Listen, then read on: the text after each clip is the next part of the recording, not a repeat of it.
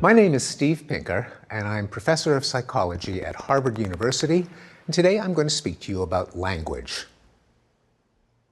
I'm actually not a linguist, but a cognitive scientist. I'm not so much interested as language as an object in its own right, but as a window into the human mind. Language is one of the fundamental topics in the human sciences. It's the trait that most conspicuously distinguishes humans from other species. It's essential to human cooperation. We accomplish amazing things by sharing our knowledge or coordinating our action by means of words. It poses profound scientific mysteries, such as how did language evolve in this particular species? How does the brain compute language? But also, language has many practical applications, not surprisingly, given how central it is to human life. Language comes so naturally to us that we're apt to forget what a strange and miraculous gift it is. But think about what you're going to be doing for the next hour. You're going to be listening patiently as a guy makes noise while he exhales. Now, why would you do something like that? It's not that I can claim that the sounds I'm going to make are particularly mellifluous, but rather I've coded information into the exact sequence of hisses and hums and squeaks and pops that I'll be making. You have the ability to recover the information from that stream of noises, allowing us to share ideas. Now, the ideas that we're going to share are about this talent, language, but with a slightly different sequence of hisses and squeaks. I could cause you to be thinking thoughts about a vast array of topics, anything from the latest developments in your favorite reality show to theories of the origin of the universe. This is what I think of as the miracle of language, its vast expressive power, and it's a phenomenon that still fills me with wonder even after having studied language for 35 years. And it is the prime phenomenon that the science of language aims to explain. Not surprisingly, language is central to human life. Humans accomplish great things because they can exchange information about their knowledge and intentions via the medium of language. Language, moreover, is not a peculiarity of one culture, but it has been found in every society ever studied by anthropologists. There are some 6,000 languages spoken on Earth, all of them complex, and no one has ever discovered a human society that lacks complex language. For this and other reasons, Charles Darwin wrote, "Man has an instinctive tendency to speak, as we see in the babble of our young children, while no child has an instinctive tendency to bake, brew, or write." Language is an intricate talent, and it's not surprising that the science of language should be a complex discipline.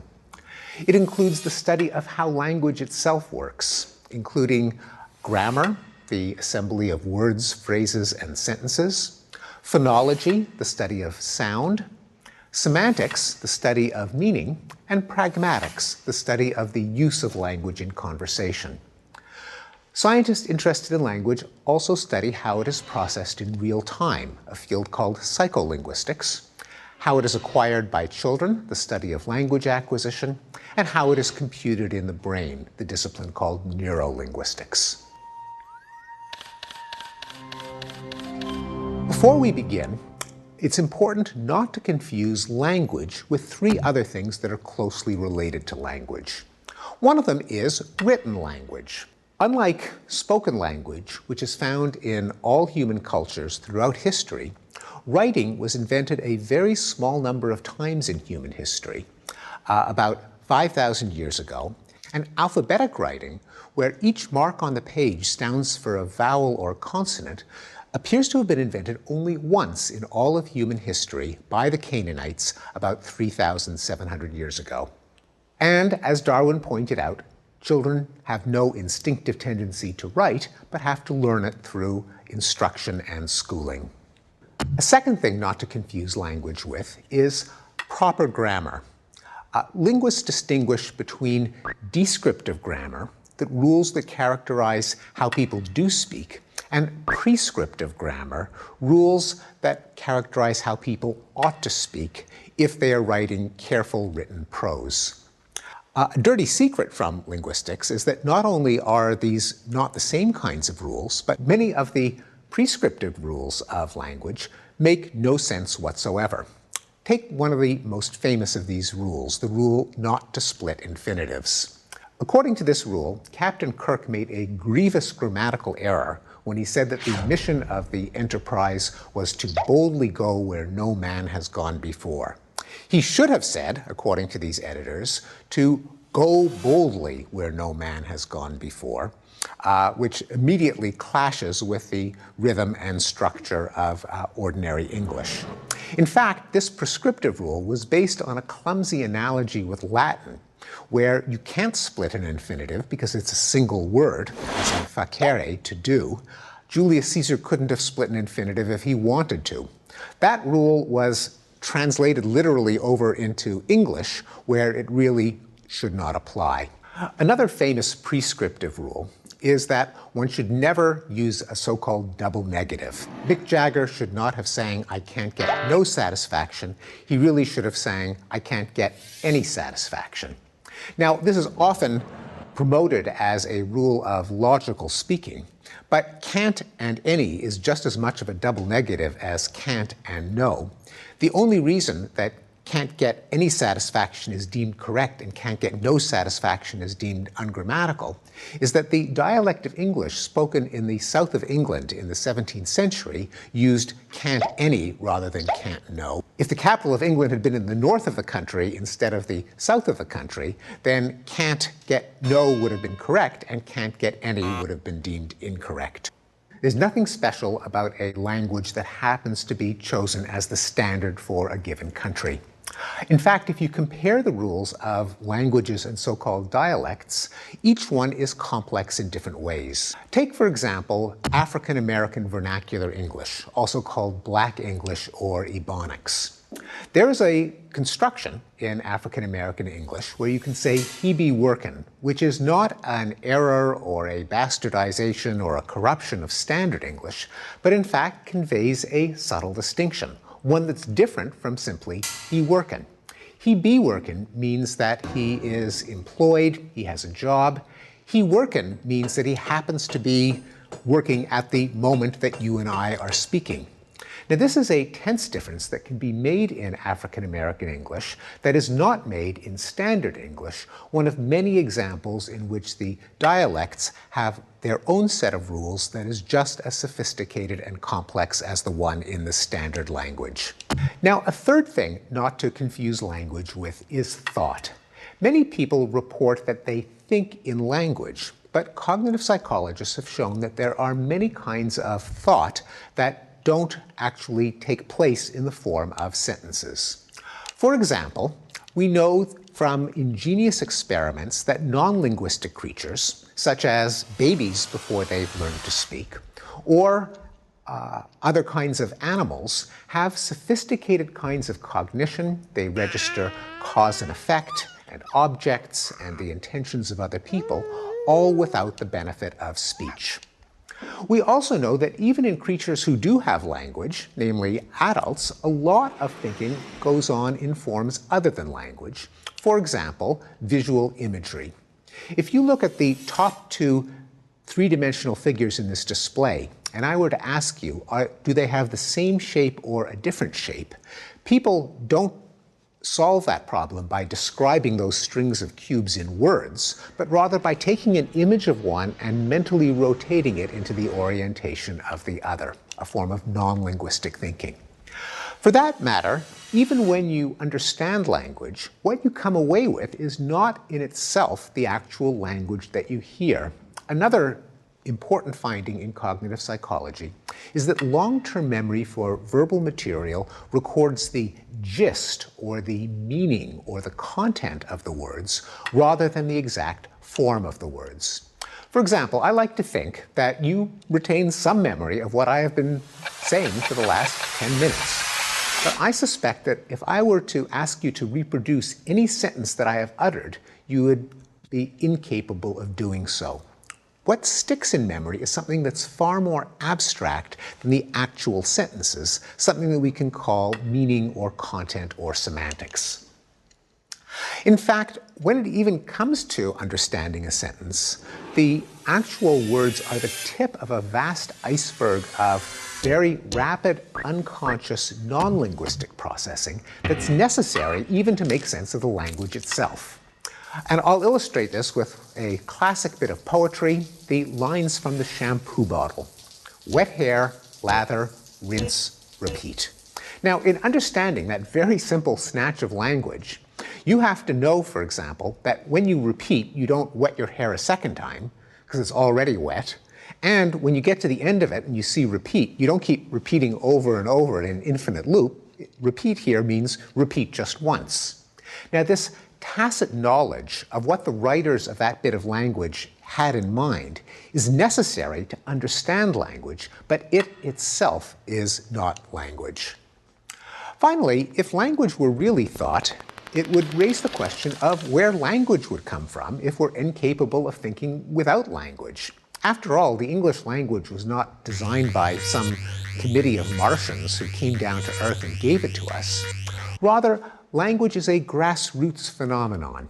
It's the original wiki, which aggregates the contributions of hundreds of thousands of people who invent jargon and slang and new constructions. Some of them get accumulated into the language as people seek out new ways of expressing their thoughts, and that's how we get a language in the first place. Now, this is not to deny that language can affect thought, and linguistics has long been interested in what is sometimes called the linguistic relativity hypothesis or the Sapir-Whorf hypothesis, named after two linguists who first formulated it, namely that language can affect thought. There's a lot of controversy over the status of the linguistic relativity hypothesis, but no one believes that language is the same thing as thought and that all of our mental life consists of reciting sentences. Now that we have set aside what language is not, let's turn to what language is, beginning with the question of how language works. In a nutshell, you can divide language into three topics. There are the words that are the basic components of sentences that are stored in a part of long-term memory that we can call the mental lexicon or the mental dictionary. There are rules, the recipes or algorithms that we use to assemble bits of language into more complex stretches of language, including syntax, the rules that allow us to assemble words into phrases and sentences, morphology, the rules that allow us to assemble bits of words like prefixes and suffixes into complex words, phonology, the rules that allow us to combine vowels and consonants into the smallest words. And then all of this knowledge of language has to connect to the world through interfaces that allow us to understand language coming from others and to produce language so that others can understand us, the language interfaces. Let's start with words. The basic principle of the word was identified by the Swiss linguist Ferdinand de Saussure more than 100 years ago when he called attention to the arbitrariness of the sign. Take, for example, the word duck. The word duck doesn't look like a duck, or walk like a duck, or quack like a duck, but I can use it to get you to think the thought of a duck because all of us, at some point in our lives, have memorized that brute force association between that sound and that meaning, which means that it has to be stored in memory in some format, in a very simplified form. An entry in the mental lexicon might look something like this. There is a symbol for the word itself. There is some kind of specification of its sound, and there's some kind of specification of its meaning.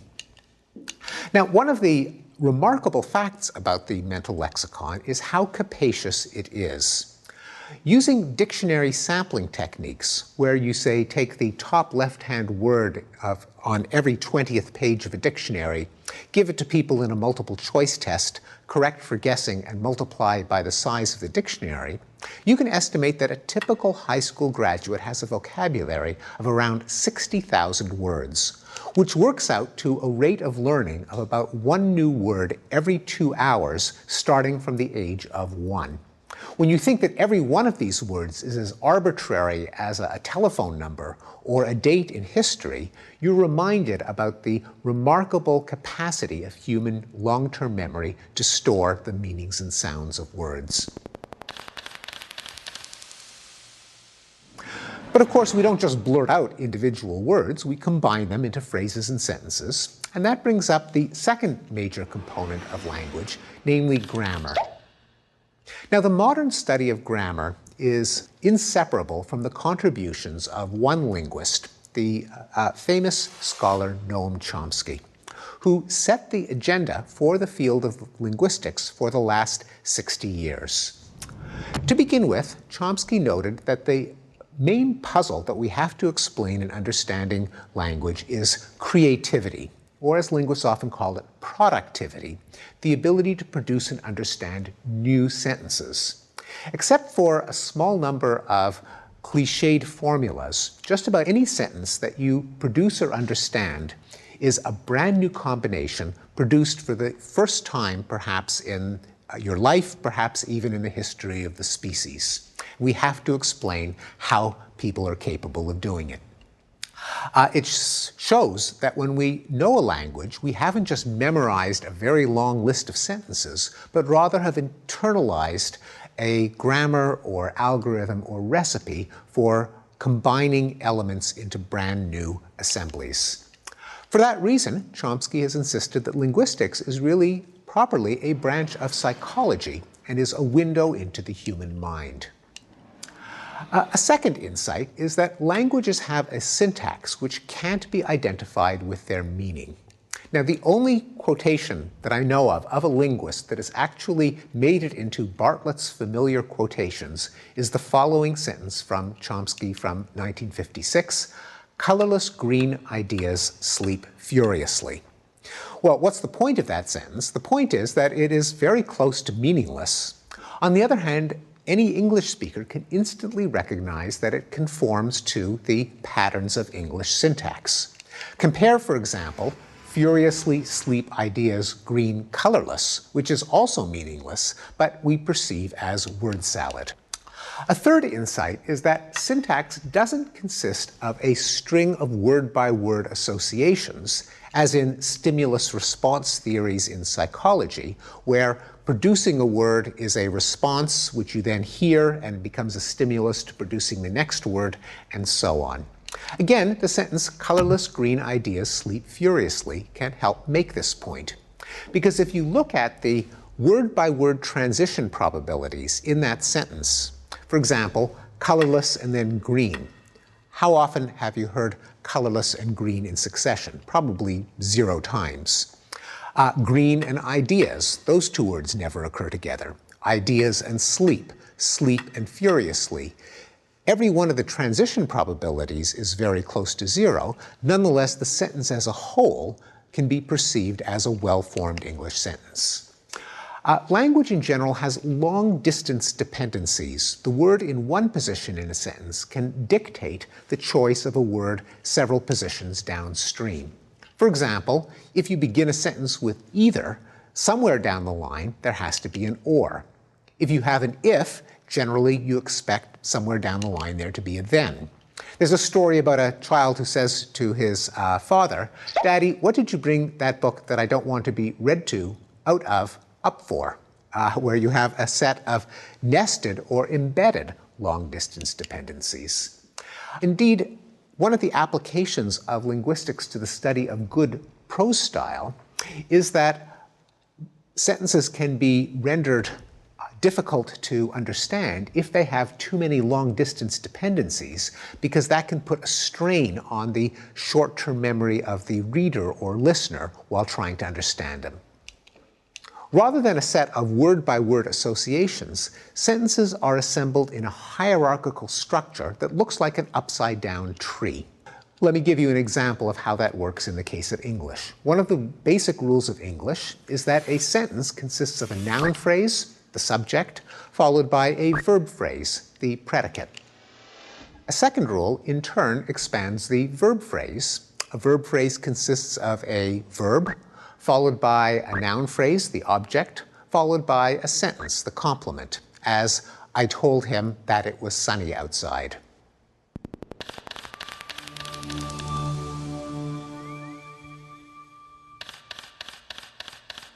Now, why do linguists insist that language must be composed out of phrase structure rules? Well, for one thing, that helps explain the main phenomenon we want to explain, namely the open-ended creativity of language. It allows us to express unfamiliar meanings.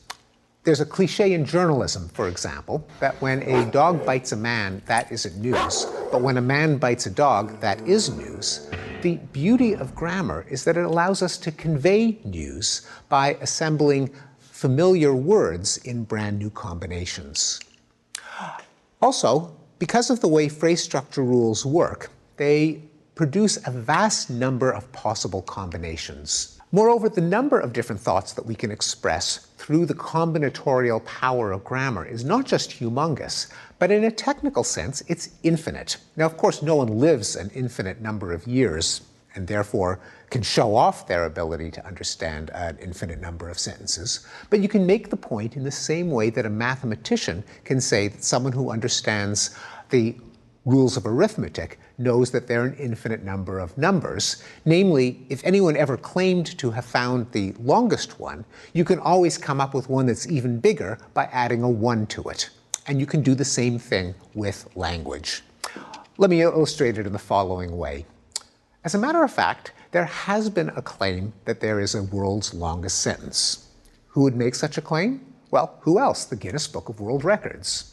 You could look it up. There's an entry for the world's longest sentence. It is 1,300 words long, and it comes from a novel by William Faulkner. Now, I won't read all 1,300 words, but I'll just tell you how it begins. They both bore it as though in deliberate, flagellant exaltation, and it runs on from there. But I'm here to tell you that, in fact, this is not the world's longest sentence. And I've been tempted to attain immortality in Guinness by submitting the following record breaker. Faulkner wrote, they both bore it as though in deliberate, flagellant exaltation. But sadly, this would not be immortality after all, but only the proverbial 15 minutes of fame, because based on what you now know, you could submit a record breaker for the record breaker, namely, Guinness noted that Faulkner wrote, or Pinker mentioned that Guinness noted that Faulkner wrote, or who cares that Pinker mentioned that Guinness noted that Faulkner wrote, ... This is best illustrated in ambiguous sentences, sentences where the same string of words can be grouped into phrases in different ways, each of which has a different meaning. Take, for example, the following wonderfully ambiguous sentence that appeared in TV Guide. On tonight's program, Conan will discuss sex with Dr. Ruth. Now, this has a perfectly innocent meaning in which the verb discuss involves two things, namely the topic of discussion, sex, and the person with whom it's being discussed, in this case with Dr. Ruth, but it has a somewhat naughtier meaning if you rearrange the words into phrases according to a different structure, in which case sex with Dr. Ruth is the topic of conversation, and that's what's being discussed. Now, phrase structure not only can account for our ability to produce so many sentences, but it's also necessary for us to understand what they mean. The geometry of branches in a phrase structure is essential to figuring out who did what to whom. Another important contribution of Chomsky to the science of language is the focus on language acquisition by children. Now, children can't memorize sentences because knowledge of language isn't just one long list of memorized sentences, but somehow they must distill out or abstract out the rules that go into assembling sentences based on what they hear coming out of their parents' mouths when they were little. And the talent of using rules to produce new combinations is in evidence from the moment that kids begin to speak. At the two-word stage, which you typically see in children who are 18 months or a bit older, kids are producing the smallest sentences that deserve to be counted as sentences, namely 2 words long, but already it's clear that they're putting them together using rules in their own mind. To take an example, a child might say, "more outside," meaning take him outside or let him stay outside. Now, adults don't say "more outside," so it's not a phrase that the child could simply have memorized by rote, but it shows that already children are using these rules to put together new combinations. Another example, a child having jam washed from his fingers said to his mother, "all gone sticky." Again, not a phrase that you could ever have copied from a parent, but one that shows the child producing new combinations. An easy way of showing that children assimilate rules of grammar unconsciously from the moment they begin to speak is the use of the past tense rule. For example, children go through a long stage in which they make errors like "we holded the baby rabbits," or "he teared the paper and then he sticked it." Cases in which they overgeneralize the regular rule of forming the past tense, add ed, to irregular verbs like hold, stick, or tear. It's easy to get children to flaunt this ability to apply rules productively in a laboratory demonstration called the WUG test. You bring a kid into a lab, you show him a picture of a little bird, and you say, "this is a WUG." Then you show him another picture, you say, "well, now there are 2 of them." There are 2, and children will fill in the gap by saying WUGs. Again, a form they could not have memorized because it's invented for the experiment, but it shows that they have productive mastery of the regular plural rule in English. And famously, Chomsky claimed that children solve the problem of language acquisition by having the general design of language already wired into them in the form of a universal grammar, a spec sheet for what the rules of any language have to look like. What is the evidence that children are born with a universal grammar? Well, surprisingly, Chomsky didn't propose this by actually studying kids in the lab or kids in the home, but through a more abstract argument called the poverty of the input. Namely, if you look at what goes into the ears of a child and look at the talent that they end up with as adults, there is a big chasm between them that can only be filled in by assuming that the child has a lot of knowledge of the way language works already built in. Here's how the argument works. One of the things that children have to learn when they learn English is how to form a question. Now, children will get evidence from parent speech as to how the question rule works, such as sentences like, "the man is here," and the corresponding question, "is the man here?" Now, logically speaking, a child getting that kind of input could posit 2 different kinds of rules. There's a simple word-by-word linear rule. In this case, find the first "is" in the sentence and move it to the front. "The man is here," "is the man here?" Now, there's a more complex rule that the child could posit called a structure-dependent rule, one that looks at the geometry of the phrase structure tree. In this case, the rule would be, find the first "is" after the subject-noun phrase and move that to the front of the sentence. Now, what's the difference between the simple word-by-word rule and the more complex structure-dependent rule? Well, you can see the difference when it comes to forming a question from a slightly more complex sentence, like "the man who is tall is in the room." Now, the simple word-by-word rule would give you, "is the man who tall is in the room?" Now, of course, that is word salad. That makes no sense. It has to be, "is the man who is tall in the room?" showing us that it's the structure-dependent rule, not the word-by-word rule, that is correct. But how's the child supposed to learn that? how did all of us end up with the correct structure-dependent version of the rule rather than the far simpler word-by-word version of the rule?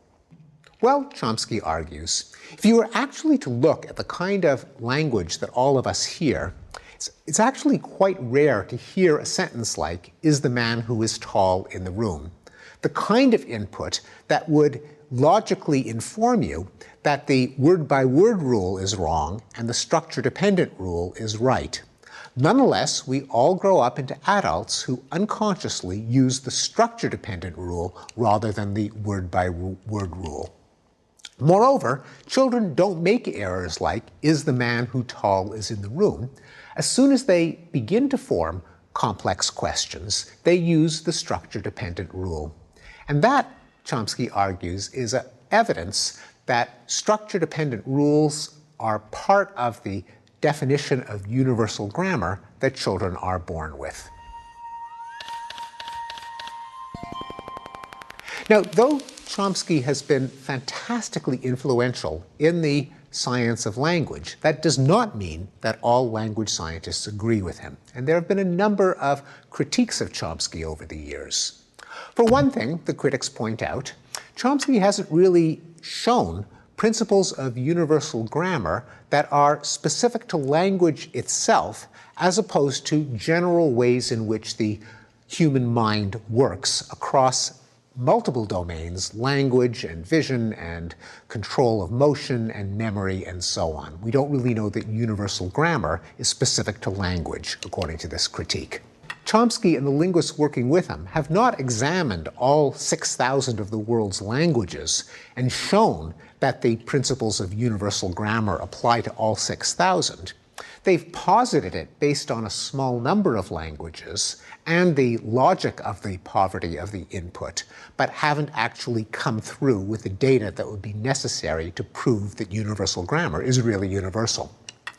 Finally, the critics argue, Chomsky has not shown that more general purpose learning models, such as neural network models, are incapable of learning language together with all the other things that children learn, and therefore has not proven that there has to be specific knowledge of how grammar works in order for the child to learn grammar.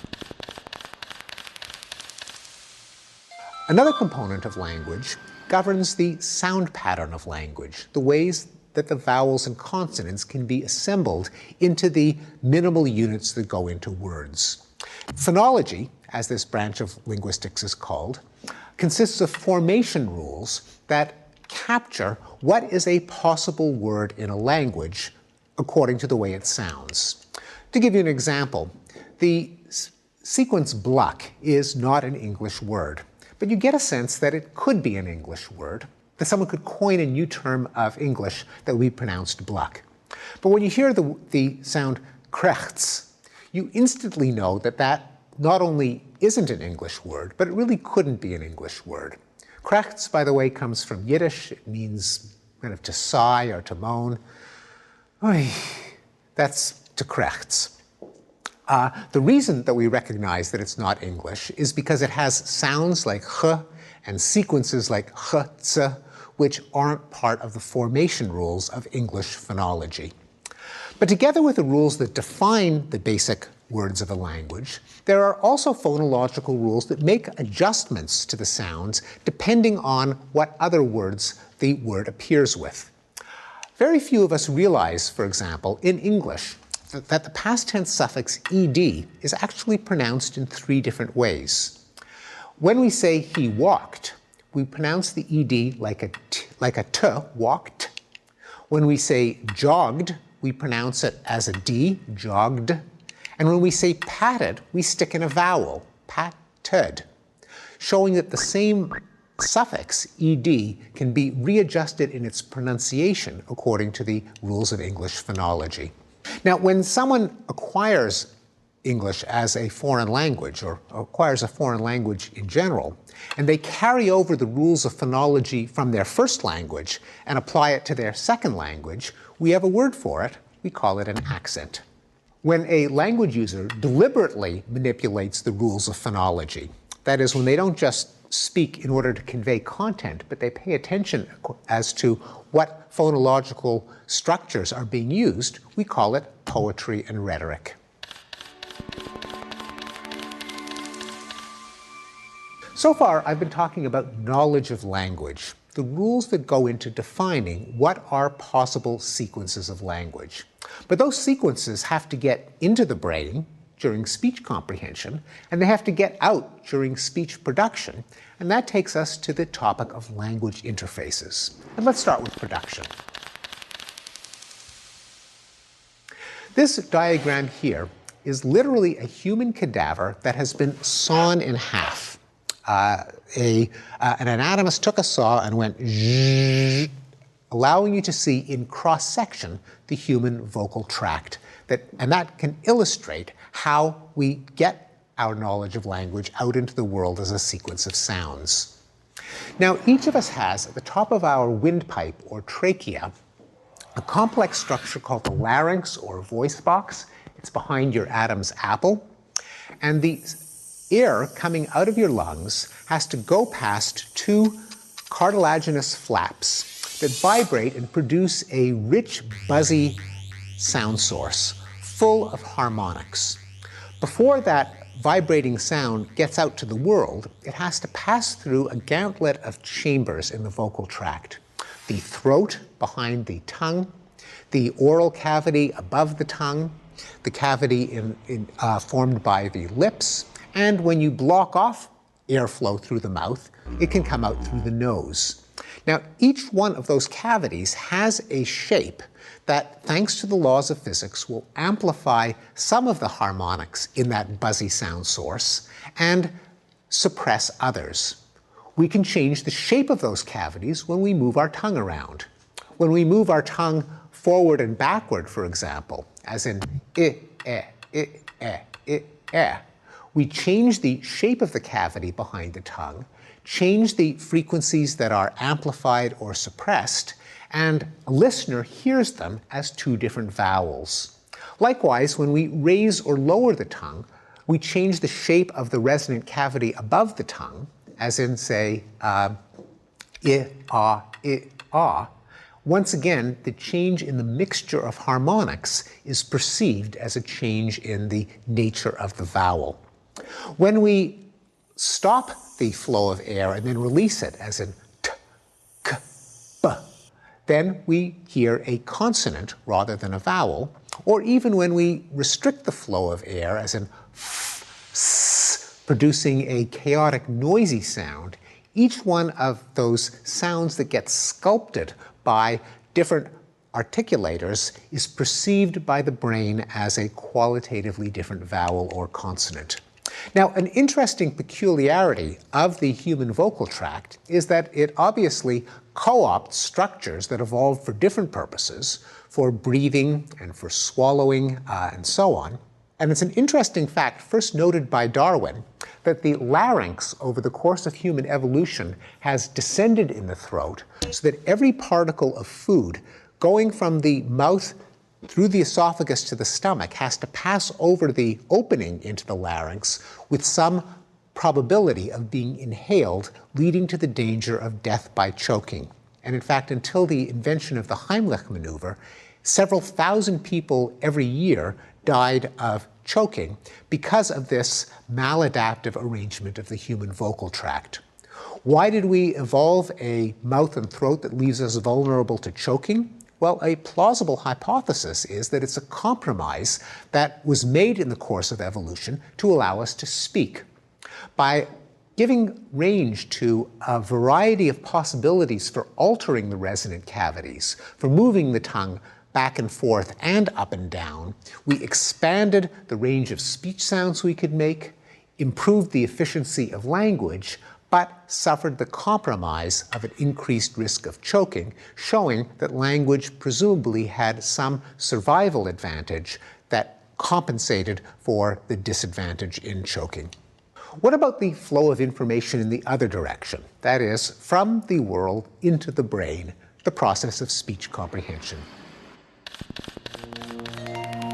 Speech comprehension turns out to be an extraordinarily complex computational process which we're reminded of every time we interact with a voicemail menu on a telephone or to use a dictation system on our computers.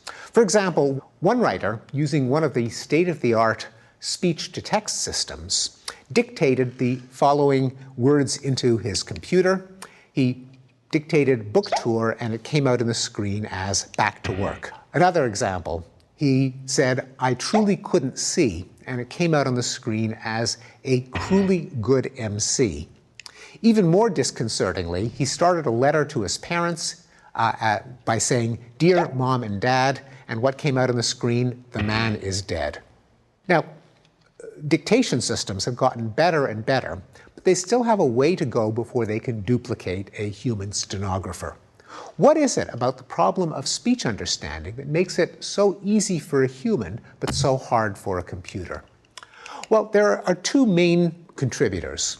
One of them is the fact that each phoneme, each vowel or consonant, actually comes out very differently depending on what comes before and what comes after, a phenomenon sometimes called co-articulation. Let me give you an example. The place called Cape Cod has two k sounds, each of them symbolized by the letter C, the hard C. Nonetheless, when you pay attention to the way you pronounce them, you might notice that in fact you pronounce them in very different parts of the mouth. Try it. Cape Cod, Cape Cod, k, k, k, k. In one case, the k is produced way back in the mouth. The other, it's produced much farther forward. We don't notice that we pronounce k in two different ways depending on whether it comes before an a or an ah, but that difference forms a difference in the shape of the resonant cavity in our mouth, which produces a very different waveform. And unless a computer is specifically programmed to take that variability into account, it will perceive those two different k's as the different sounds that, objectively speaking, they really are.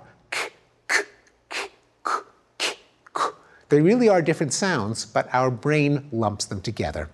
The other reason that speech recognition is such a difficult problem is because of the absence of segmentation. Now, we have an illusion when we listen to speech that it consists of a sequence of sounds corresponding to words. But if you actually were to look at the waveform of a sentence on an oscilloscope, there would not be little silences between the words, the way there are little bits of white space in printed words on a page, but rather a continuous ribbon in which the end of one word leads right to the beginning of the next.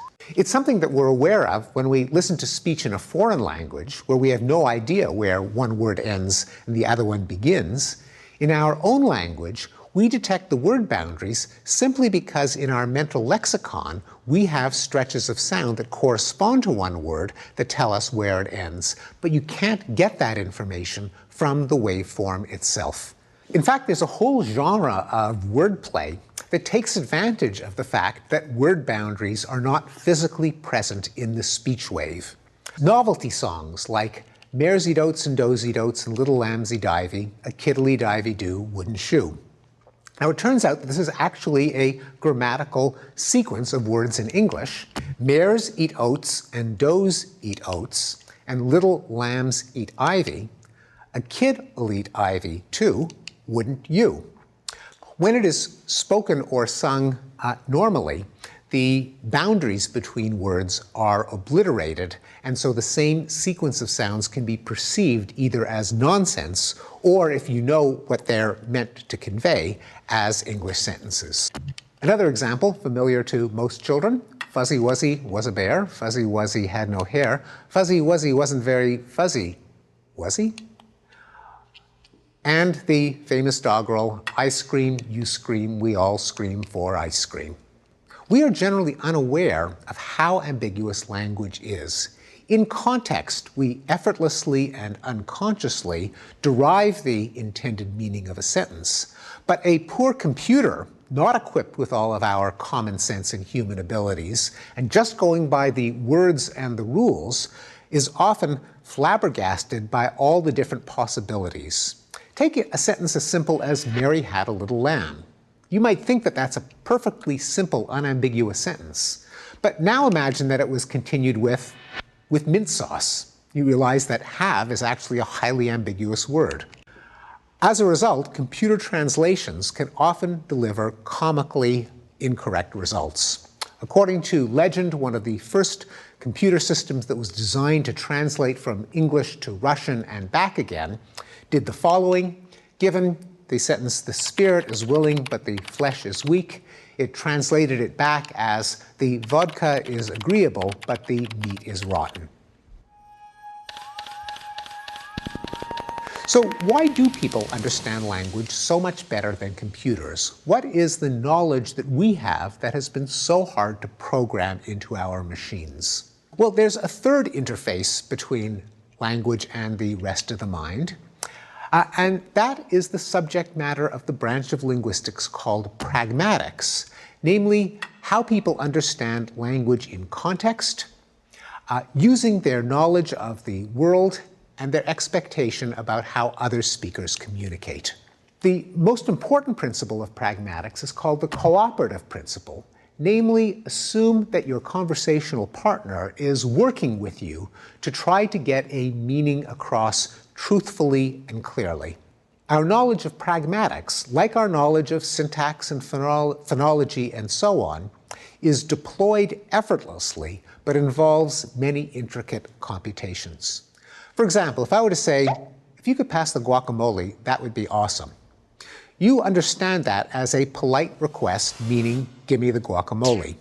You don't interpret it literally as a rumination about a hypothetical state of affairs. You just assume that the person wanted something and was using that string of words to convey the request politely. Often, comedies will use the absence of pragmatics in robots as a source of humor. As in the old Get Smart situation comedy, which had a robot named Jaime, and a recurring joke in the series would be that Maxwell Smart would say to Jaime, "Jaime, can you give me a hand?" And Jaime will then go remove his hand and pass it over to Maxwell Smart, not understanding that "give me a hand" in context means help me rather than literally transfer the hand over to me. Or take the following example of pragmatics in action. Consider the following dialogue. Marcia says, "I'm leaving you." John says, "Who is he?" Now, understanding language requires finding the antecedents to pronouns, in this case, who the he refers to.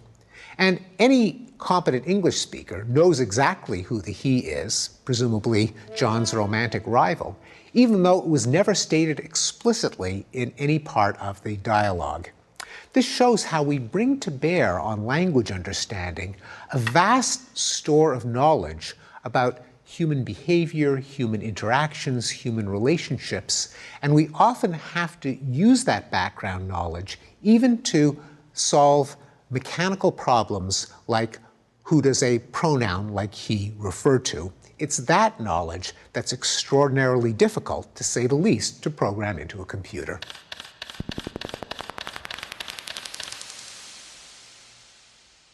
Language is a miracle of the natural world because it allows us to exchange an unlimited number of ideas using a finite set of mental tools. Those mental tools comprise a large lexicon of memorized words and a powerful mental grammar that can combine them. Language, thought of in this way, should not be confused with writing, with the prescriptive rules of proper grammar or style, or with thought itself. Modern linguistics has been guided by the questions, though not always the answers, suggested by the linguist Noam Chomsky, namely, how is the unlimited creativity of language possible? What are the abstract mental structures that relate words to one another? How do children acquire them? What is universal across languages, and what does that say about the human mind?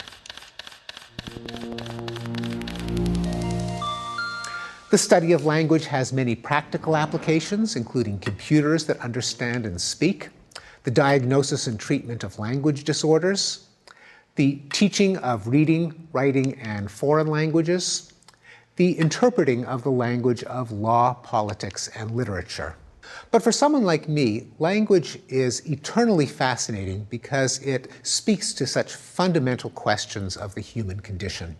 So language is really at the center of a number of different concerns of thought, of social relationships, of human biology, of human evolution, that all speak to what's special about the human species.